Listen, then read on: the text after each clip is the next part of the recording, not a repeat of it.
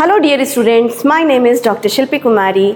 हमारा जो ये MCQs का एक सीरीज़ जो मैं लेकर के आई हूँ उसमें बायोटेक्नोलॉजी टॉपिक के कल कुछ क्वेश्चंस को हमने डिस्कस किया था। आज उससे आगे की क्वेश्चंस को हम डिस्कस करेंगे। सिलेक्टेड क्वेश्चंस हैं, definitely these questions are really very very helpful for you. So आप लगातार इन क्वेश्चंस को देखो, समझो और प्रैक्टिस करो। ठीक है, चलो आगे बढ़ती हूँ। क्वेश्चन 25 तक हमने कल की क्लास में देखा था। आज मैं 26 बैक एंड याक आर। Have you heard the term back end yak? जो बच्चे बायोटेक्नोलॉजी टॉपिक पढ़े होंगे तो डेफिनेटली ये टर्म जानते हैं। या जिन्होंने मॉलिक्यूलर बेसिस ऑफ इनहेरिटेंस का ह्यूमन जीनोम प्रोजेक्ट पढ़ा होगा तो उसमें तो ये बैक एंड याक यूज हुआ था। ठीक है, तो वो तो उन्हें पता ही होगा।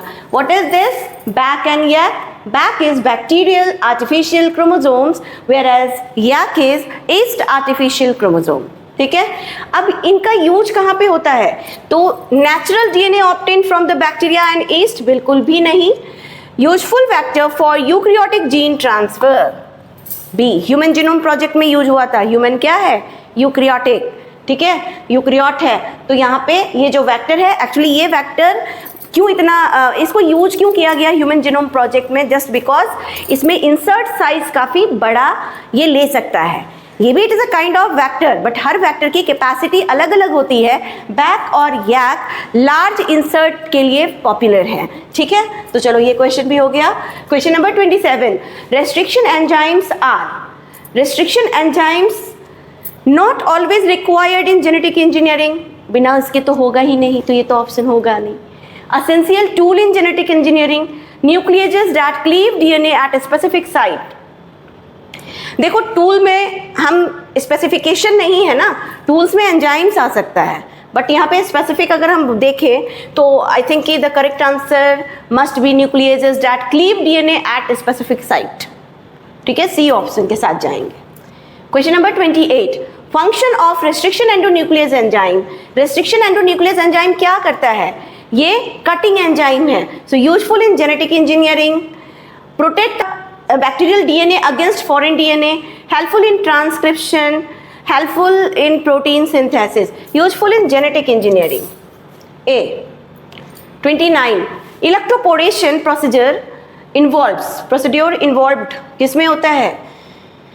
Fast passage of food through the sieve pore in the phloem, बिल्कुल नहीं। ओपनिंग ऑफ स्टोमेटल, बिल्कुल नहीं। Making transient pore in the cell membrane to introduce gene construct. Purification of saline water with the help of a membrane system. Making transient pore, keyword क्या आ गया?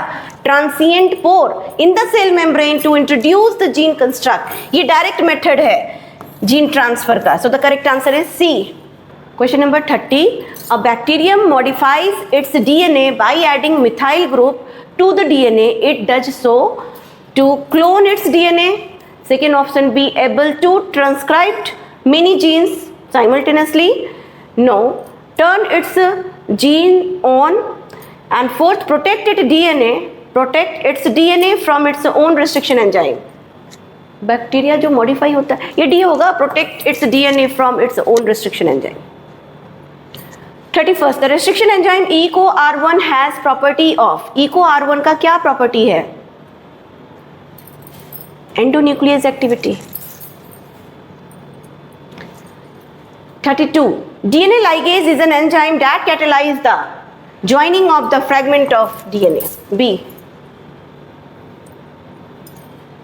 Agrobacterium tumefaciens contains a large plasmid which induces tumor in the plant. It is termed as TEI plasmid, tumor inducing plasmid. More advancement in genetic engineering is due to restriction endonuclease.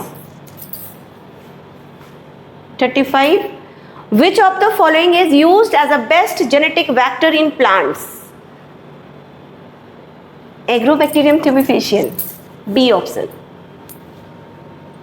Question number 36, which of the following enzyme is used to join DNA fragment? देखो जहां भी आ गया join DNA, यानी कि glue का काम कौन करता है, जिसे मॉलिक्यूलर ग्लू के नाम से जानते हैं, ज्वाइनिंग एंजाइम के नाम से जानते हैं, वो है T4 DNA लाइगेज। ऑप्शन में लाइगेज है, सी ऑप्शन के साथ जाएंगे। Question number 37. A kind of biotechnology involving manipulation of DNA. Genetic engineer. D. Question number 38. What is true of plasmid? Plasmid के लिए क्या सही है? Found in viruses, contains gene for vital activities, part of nuclear chromosome, widely used in gene transfer. Widely used in gene transfer. Plasmid. 38 हो गया. 39. A suitable vector for gene cloning in higher organism. बताओ क्या होगा? Baculovirus, salmonella typhimurium, neurospora crassa, retrovirus. B option. PCR कल बताया था हमने, polymerase chain reaction. PCR is polymerase chain reaction. Proceeds in 3 distinct steps governed by the temperature. They are in order of. Sequence में बताना है. Denaturation, annealing and synthesis. ठीक है? Synthesis that is the polymerization. यानी आप ये कह denaturation, annealing and polymerization. ठीक है?